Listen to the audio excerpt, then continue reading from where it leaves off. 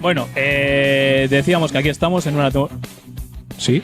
Hola. No me apetecía bajarte el volumen. Ya, Venga, no, estás de mí ya, ¿verdad? Sí. Solo no es... No quiero empezar. No, No. te da pereza. Sí. Estás así. Otra temporada más. Estás de ayer. Estoy pasado. Germán, ¿qué tal el verano? Hasta hace una semana que empecé a trabajar, pues muy bien, porque está como los funcionarios. Como los funcionarios, De ¿eh? baja de paternidad, vacaciones, un mes sin sueldo, Terrible. como los ricos. Qué envidia me dais, los semifuncionarios. Sí, bueno. Vivimos más en la precariedad y en el alambre, pero bueno, con lo poco que tenemos, tiramos y disfrutamos. Alambrado sea Dios, claro que sí. Ese alambre siempre a tope. Bueno, ya estamos aquí. Nos habéis estado viendo Nos habéis estado viendo hasta ahora en nuestras diversas producciones audiovisuales, que ahí están, pero hoy vuelve el podcast, que como siempre decimos es la esencia de Alerta Gorria, aunque mucha gente que nos ve en esos vídeos, etcétera, ni sabe que tenemos un podcast. Esto de pasarse el micro no me va. Y vamos a tener más cosas. Sí, enumero. Bueno, para empezar, el podcast ahora también se va a escuchar en Spotify, que es una cosa que escuchan mis hijas a veces, pero que no sé muy bien lo que es eso, que es como una plataforma que se suben cosas, ¿no? Claro. O sea, Claro, pues, donde está ahora toda la juventud escuchando O música. sea, todo el mundo, pues ahí toda la juventud que no vemos en la calle está metida en una capsulita que se llama Spotify. Efectivamente. De color verde. Vale, entendido. En iVoox seguimos, ¿no? O sea, En somos iVoox. fieles. En iVoox seguimos. Son los primeros que nos hicieron caso, ahora no nos vamos a marchar así porque sí. Efectivamente. Vale. Subiremos a YouTube, que eso sí lo conozco. A YouTube subiremos alguna parte del programa, algún extracto, los mejores momentos. Que será, nada, 2 minutitos. A ver si podemos salvar algo, ¿no? Mejores momentos, 2 minutitos. Vale. Y todo esto además de las emisiones por ondas hercianas en 97.0 e Irola y Ratea, que nos renuevan contrato esta temporada. Nos renuevan. Sí, ha habido ahí unas arduas negociaciones, pero bueno. Seguimos esperando la subvención del Kremlin, como todas las temporadas. Todavía no ha llegado. Bueno, algo se tomará tarde o está temprano. ya lo tenemos casi. Apostamos por los BRICS. Vale, pues bueno, y como decíamos al principio, un saludo a todos nuestros oyentes, a todas nuestras oyentes, que sois, como siempre decimos, las que hacéis posible que esto sea posible, ¿sí? Que esto vaya para adelante. Así que independientemente del medio o dispositivo que hayáis elegido para escucharnos, pues os queremos a todos por igual. Os amamos. Vale, queremos mandar un saludo muy especial antes de meternos o fariña a nuestros compañeras de La Mecha, podcast de contrainformación que se hace desde las tierras del Oso y el Madroño, Cibeles, Torre España. ¿Cómo lo llamábamos? La entidad tolera. La entidad torera, La entidad tolera, sí, señor. El epicentro de la Llámese entidad torera. España.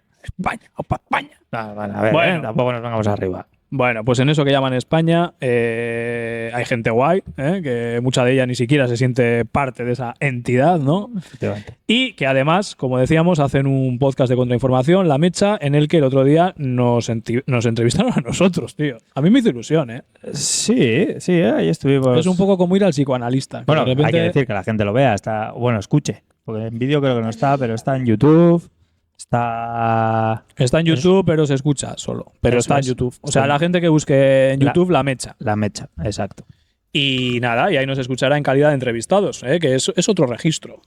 Somos como más serios, pero ¿no? No me he escuchado todavía. Lo quiero escuchar con tranquilidad. A Qué ver. desidia, tío. Es que no me gusta escucharme luego, Bonnie. O sea, No te gusta. No. No te gusta tu voz. No es que no me guste. Tienes una voz muy dulce y aterciopelada, ¿eh? ¿No te lo han dicho nunca? Hablo. Sí, soy tu fiel admirador. ¿No lo sabías? Con esta voz así.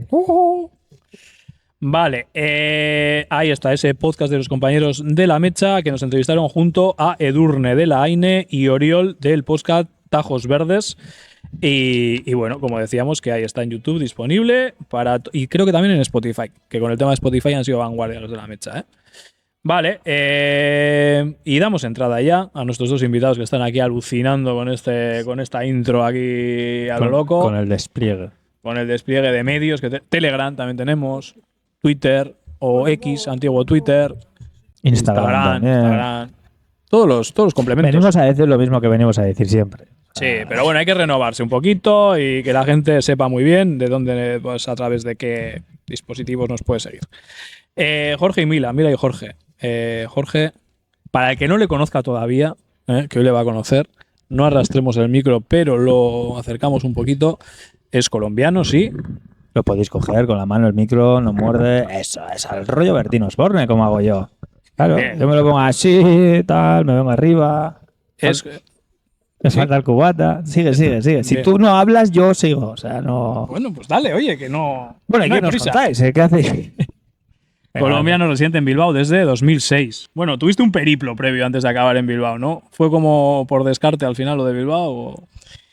Bueno, primero que todo, un saludo a todas las personas que escuchan y están sintonizándose con esta buena vibra de comunicación alternativa y de resistencia popular. Sí, antes de venir a Euskal Herria estuve viviendo en Venezuela y apoyé, construí ese poder popular que trazó Chávez. Ahí estuvimos apoyando ese proceso bolivariano desde las bases, con las comunidades, y fue un escenario de gran acercamiento en la práctica política, ¿no? Y mira que de ahí irte a Guipúzcoa. ¿Cómo fue eso? Bueno, eso algunos lo llaman internacionalismo, otros lo llaman migración, otros lo llaman exilio, pero bueno, a mí me tocó el exilio político. ¿Quieres hablar de eso? O... Bueno, yo llego a Euskal Herria por causas del conflicto colombiano. Mi padre era un activista político, un militante político de izquierda en la Universidad Pública del Caribe Colombiano, en la Universidad del Atlántico, y fue objeto militar por parte del Estado y de grupos paramilitares. Y bueno, le hicieron una operación de perfilamiento, como decimos en Colombia, y de seguimiento. Lo hicieron una desaparición forzada, lo torturaron y lo asesinaron, ¿no? En agosto, un verano en agosto del 2001 en Colombia, en la capital de la región Caribe colombiana, allí sucedió esto. Luego volveremos sobre ello porque Sí. creo que ayer también hubo un acontecimiento también que tiene que ver con esto que estamos comentando. Mila, tú bueno, llevas aquí más tiempo en Euskal Herria, en Bilbo todo el rato, ¿no? Sin escalas, Cuba, Bilbao, directamente. Eso es. Llevo desde el año 93. Bueno, ante todo también darle las gracias a todos los oyentes que escuchan esta emisora. Y bueno, sí, como tú acabas de decir, estoy aquí desde el año 93, justo cuando se puso más crudo también el periodo especial, pero como ha comentado también Jorge, yo vine hacia acá como una persona extranjera, ya que vine en unas condiciones distintas a como vienen muchas personas migrantes, ¿no? Yo vine casada y bueno, y en la actualidad tengo un matrimonio con 3 hijos y aquí estamos, que llevamos 31 años ya, bueno, 31, no, 35 casi que nos conocemos y eso. Y bueno, vine como una persona extranjera. 31 años, luego hablaremos también un poco, pero a mí me han dicho que en Achuri, a Mila, la panadera, la conoce todo el mundo. Sí, eso es. En Bilbao sí me conoce mucha gente, aparte de que una de las cosas que he hecho desde que llegué aquí fue adaptarme e integrarme y colaborar un poco en todos los entornos de organizaciones y de ONG. De hecho, formo parte de la Asociación Euskadi Cuba desde hace muchos años porque me sentía admirada de que un colectivo de personas integradas por personas vascas pues tuviesen esa sensibilización con las causas de mi país, ¿no? Con esa situación en la que vive Cuba y esa colaboración que han sido, incalculables a la hora de ofrecer solidaridad con el pueblo cubano y con la gente que estamos aquí desde el exterior, ese acercamiento que han tenido también con personas cubanas, vamos. Euskadi Cuba, que en Ezkerra Aldea y concretamente en Santurtzi tiene un importante bastión de resistencia, ¿eh? Todas las fiestas de Santurtzi, ahí está presente también esa solidaridad en el recinto de Chotnas, y los mojitos ricos. Y los mojitos, claro. que no hay solo en Bilbao, Que no hay solo también en Bilbao. En Santurchi alguno que otro cae. Vale, pues comentábamos aquí que bueno, traemos, joder, cómo suena esto de traemos. Nos acompañan hoy, han venido a acompañarnos Jorge y Mila y Jorge, que son de Bilbao. Cuidado, oyentes, oyentado, que Alerta Gorrias. Se nos va Germán. Alerta Gorrias se lanza a la conquista de Bilbao, que tiemble, que tenga que temblar, que para allí vamos, Que tiemblen los cuidado. pilares. Estamos entrando aquí por Achur y zonas aledañas, pero vamos, esto hasta Begoña subimos echando hostias. Bueno, decíamos que no nos hemos conocido en Bilbao, no nos hemos conocido en la calle Somera tomando potes, ni por el campo Volantín dando un paseo. Cosas de la vida, nos hemos conocido nada menos que en la periferia de Bilbao, en el barrio de Caracas. Sí. Allí nos hemos conocido. Porque Jorge y Mila, al igual que nosotros, hemos asistido al Congreso Mundial Antifascista. Nada menos. Vamos a poner un poco de música de Congreso Mundial Antifascista. Parce, ¿cómo es eso? ¡Los hijos de Bolívar! ¡Los hijos de Guaycaipuro! Suena la diana, los soldados a la batalla, los enemigos de la patria que se vayan. Chávez soy yo, Chávez eres tú, aquí estamos los guerreros del PSU. Chávez soy yo, Chávez eres tú, aquí estamos los guerreros del PSU. ¡A la batalla!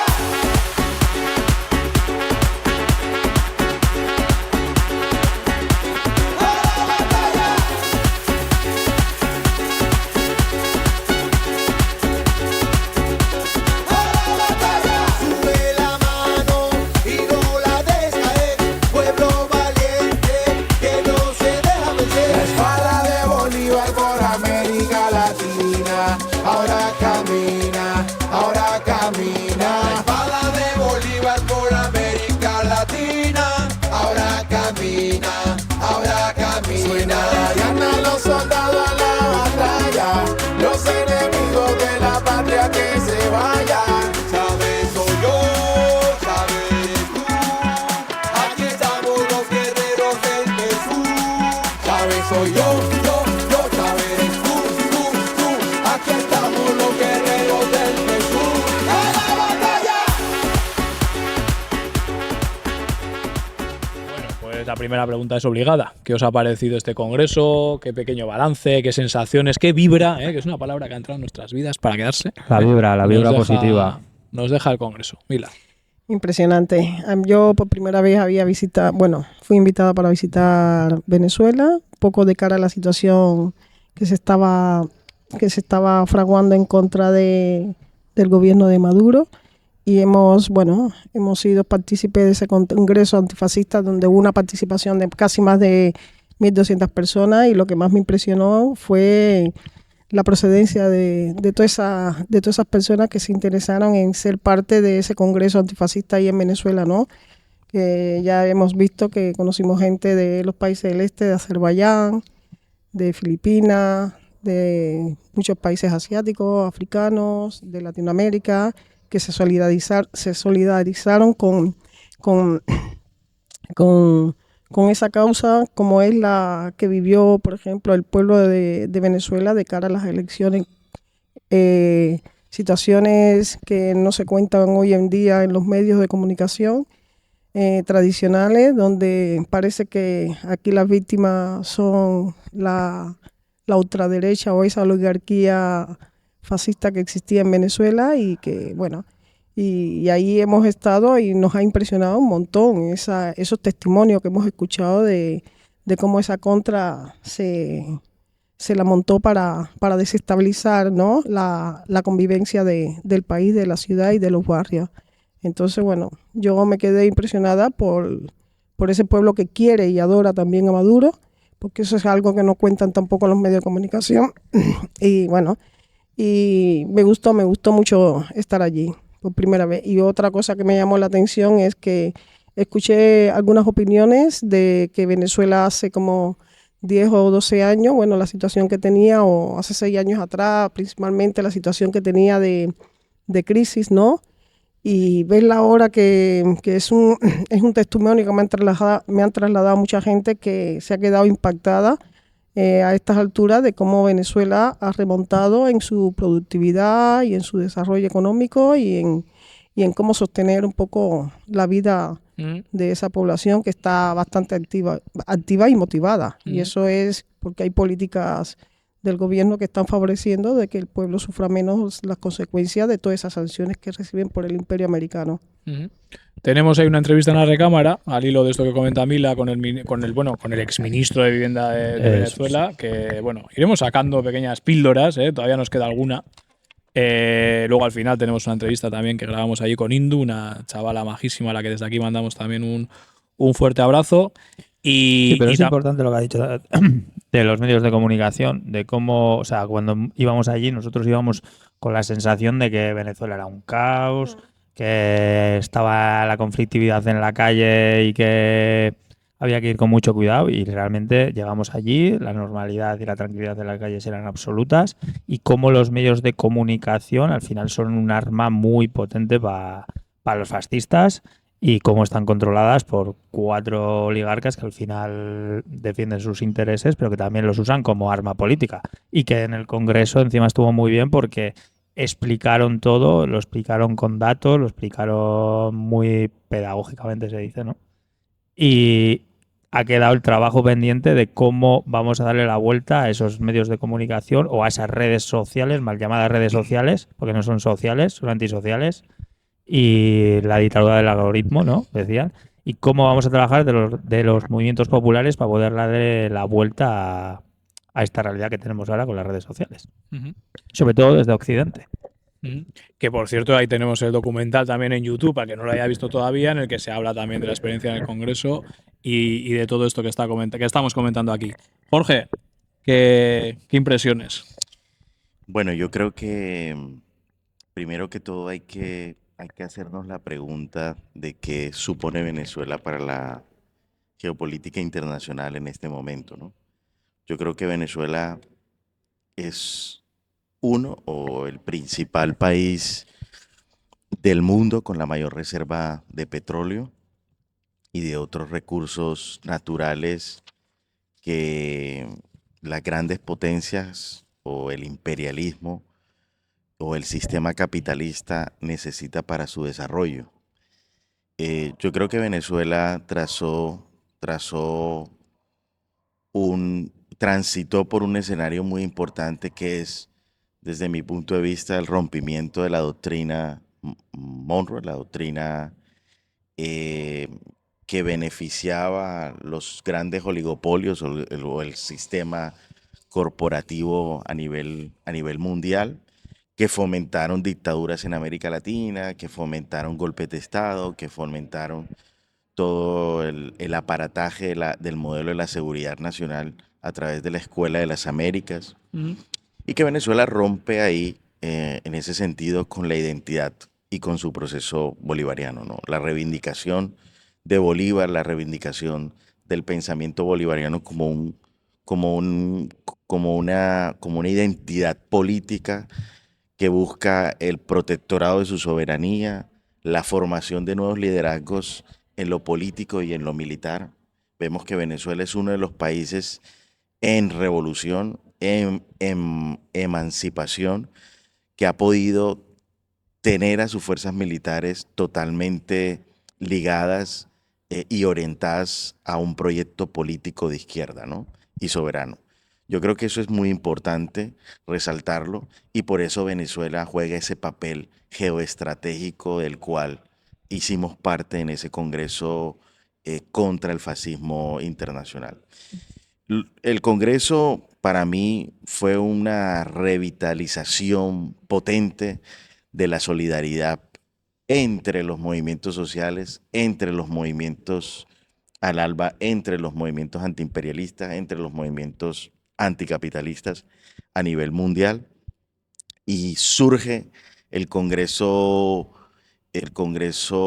contra el fascismo como un llamado de atención para que los movimientos sociales y políticos a nivel internacional podamos discutir toda esta arremetida fascista que se está dando en América Latina, en Europa, en los Estados Unidos y en otros países del mundo, ¿no?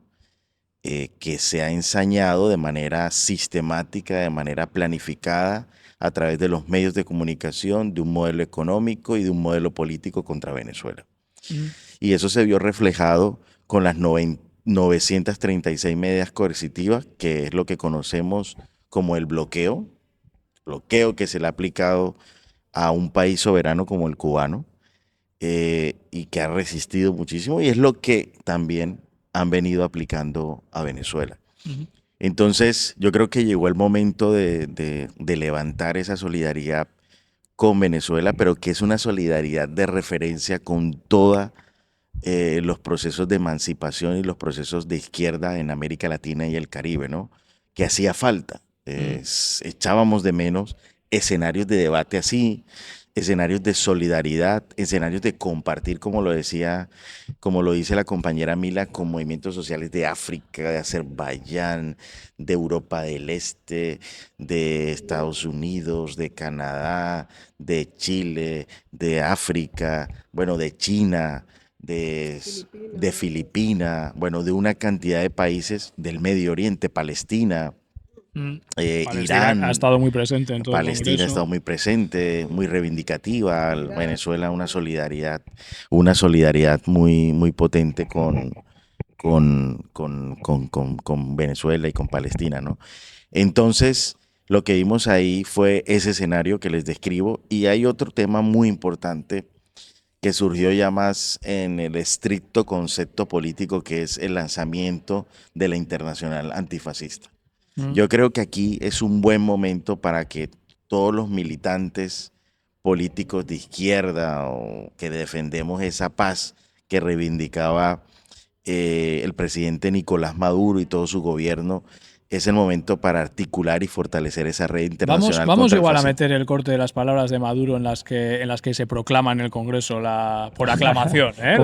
¿Cómo nos gustó? Sí, vamos a darle.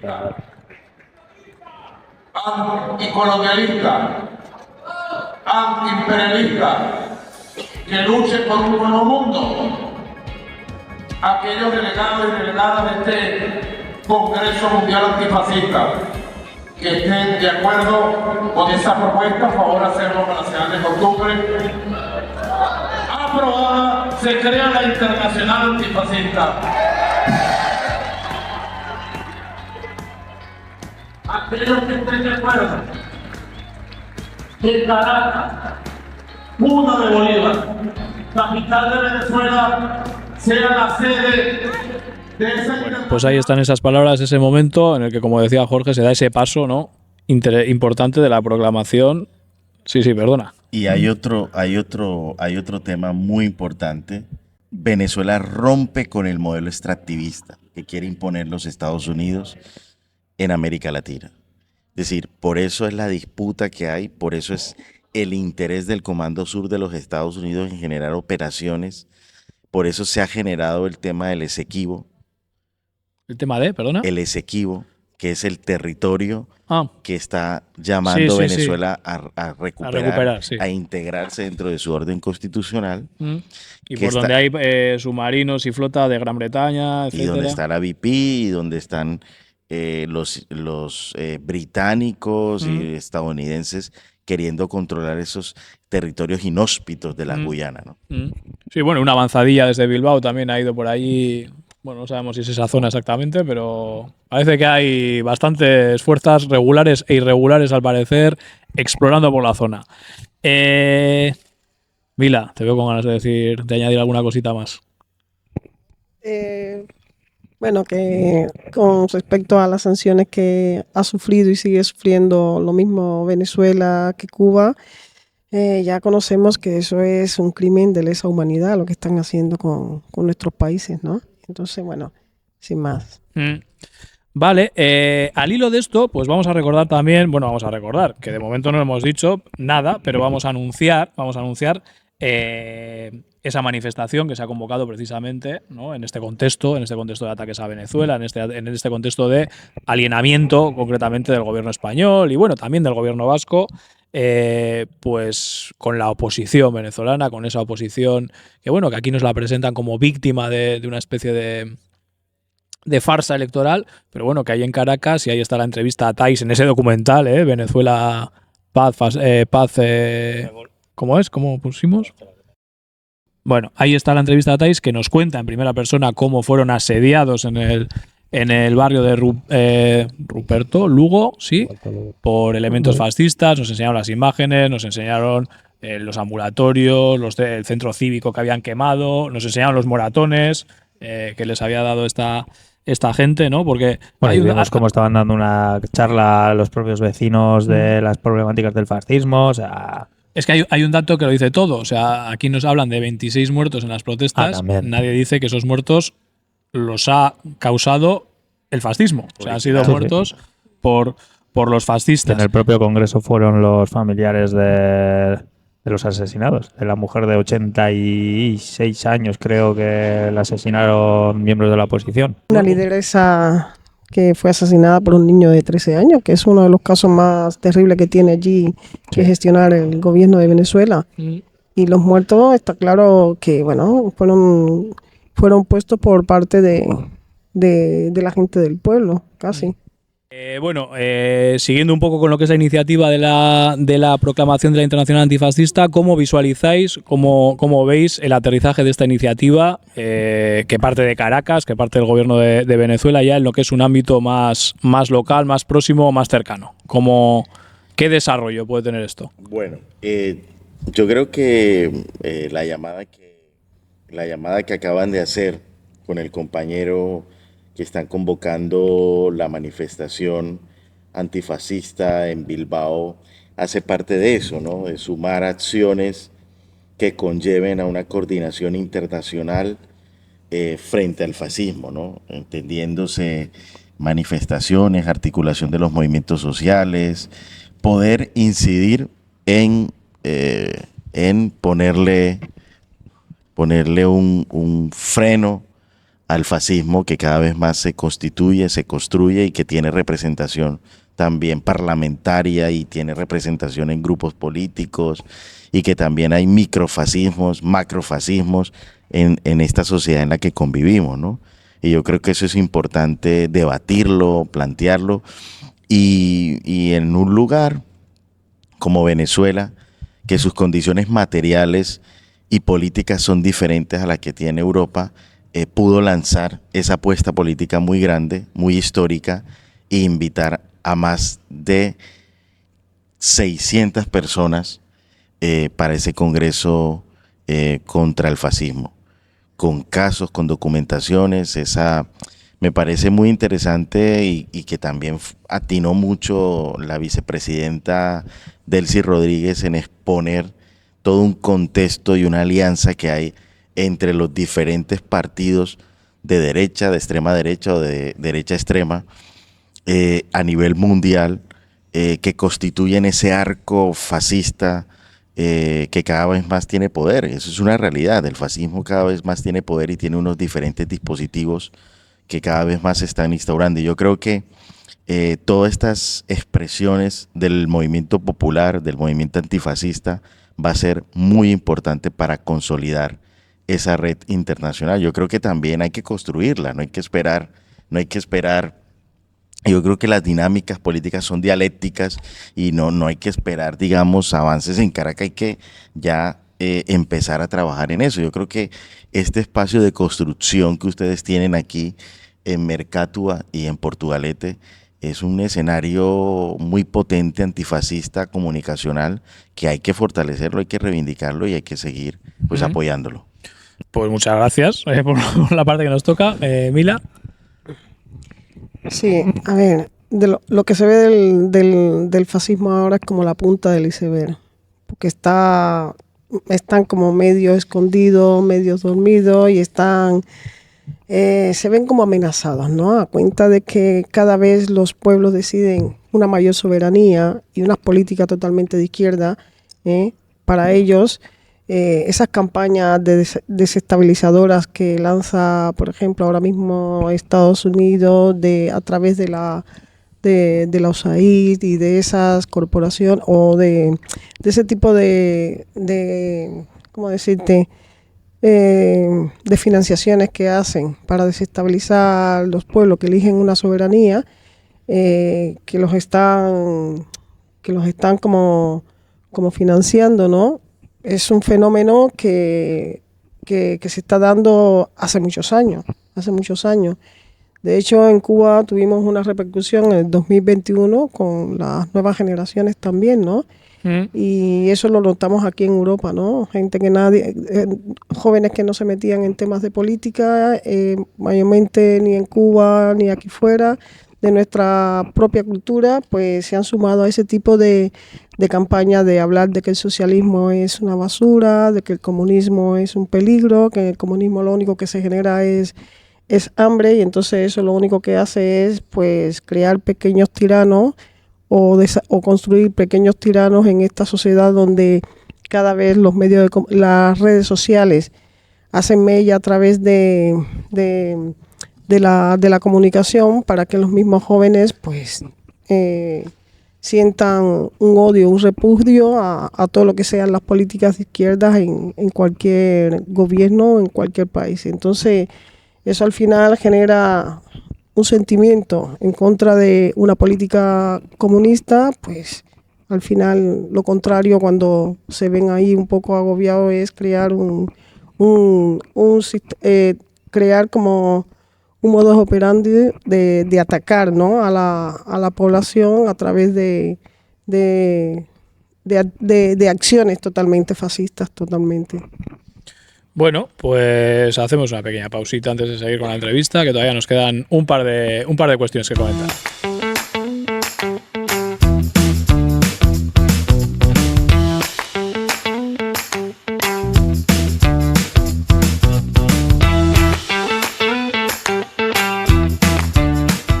Vale, Jorge, hablábamos ahí hace un momento, al principio de la entrevista, que se nos metía ahí como de repente, pues el tema de tu aita, el tema de tu padre, ¿no? Y ayer mismo en Bilbao, en el Azkuna Zentrua, bueno, esto lo tenemos que llamar Alhóndiga Zentrua, ¿eh? Si con en Plaza Elíptica decimos Federico Moyúa, con lo de Azkuna, pues eso, la Alhóndiga de Bilbao de toda la vida. Se estrenaba... Sí, la Alhóndiga, ¿no? Sí, se estrenaba, era estreno, sí, el documental del caso Freiter, que habla, pues eso, de tu aita, de José Adolfo Freiter Romero, ¿no? Que era un militante político, un militante de las FARC, ¿sí? No. Pues cuéntanos quién era tu aita. Bueno, no, mi padre era un profesor de filosofía y de derecho de la Universidad del Atlántico. Fue militante del movimiento estudiantil en los años 70, finales de los 70, y toda su vida pues se dedicó al ejercicio sindical y a la defensa de los derechos laborales, ¿no? en la región caribe colombiana. El documental, nosotros quisimos plantear el documental para hacer una reconstrucción de memoria histórica de lo que había pasado.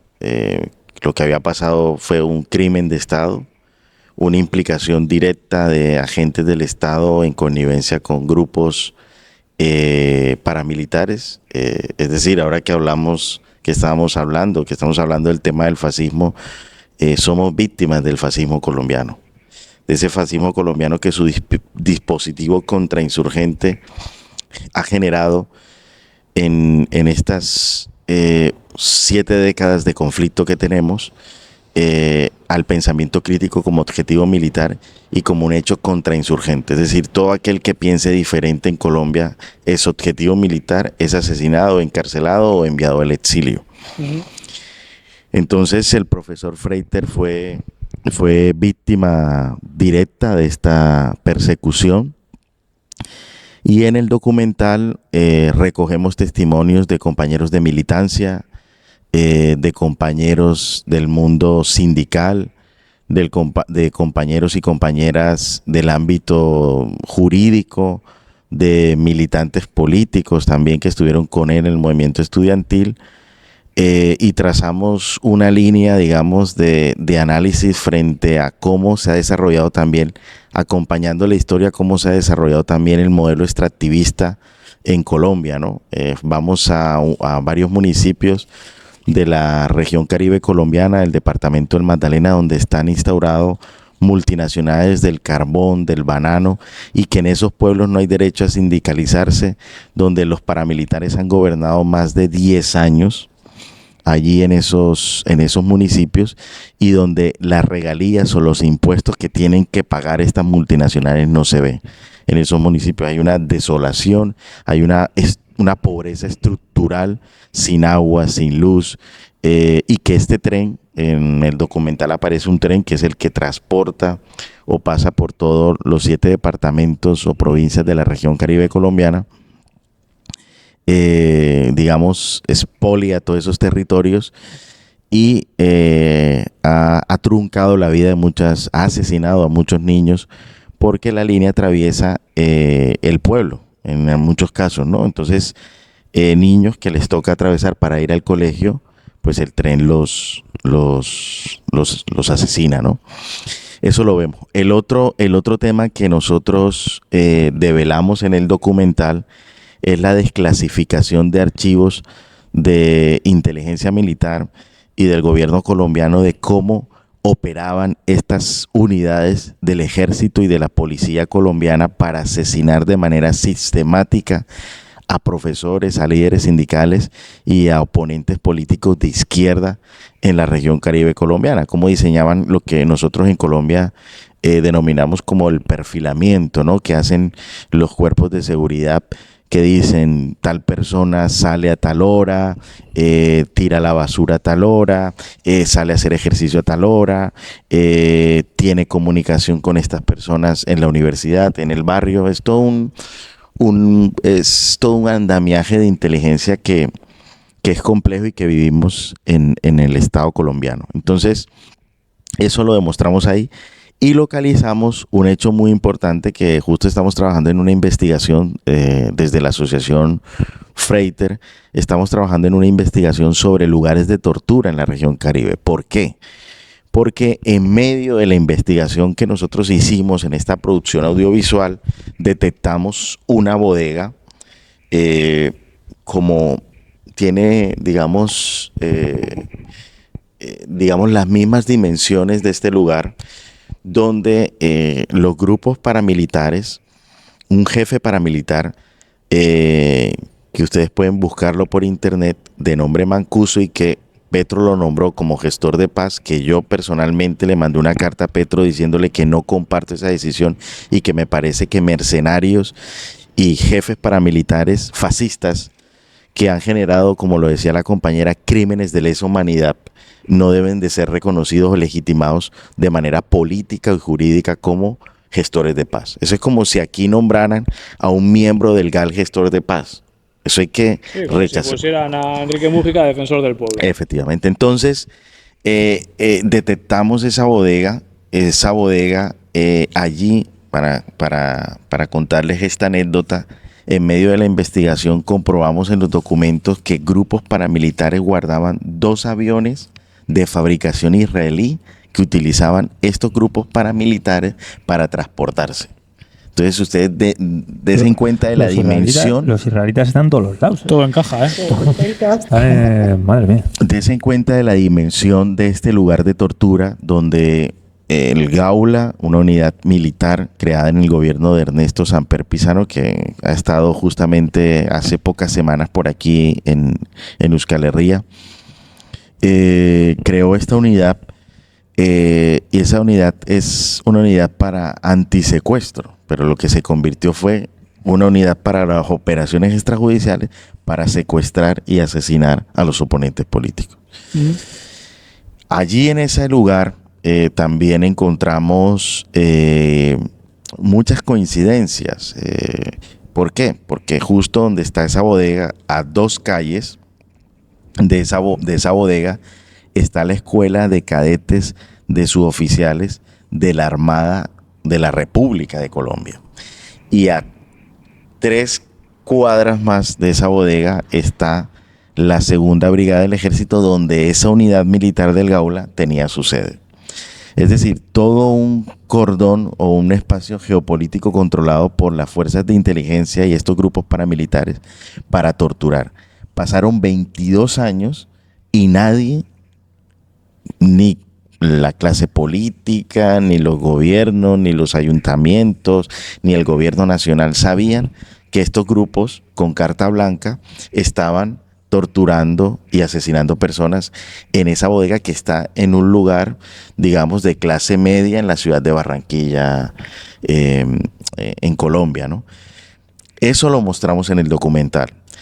Y por otro lado, vemos también, reconstruimos, digamos, cómo después del asesinato del profesor Freiter, cómo la policía a través de un coronel con nombre José Leonel Sánchez premia a estos miembros de esa unidad del Gaula, los asciende después de haber ejecutado al profesor Freiter, ¿no? Entonces vemos que es un aparato criminal, un aparato fascista, que ahora se están golpeando los pechos en los tribunales de paz transicional en Colombia, que incluso hay muchos cuestionamientos porque el proceso judicial en estos tribunales se nota una diferenciación. Cuando van los firmantes de paz, militantes de la ex-FARC a someterse a la justicia, y cuando van coroneles o miembros de la fuerza pública, ¿no?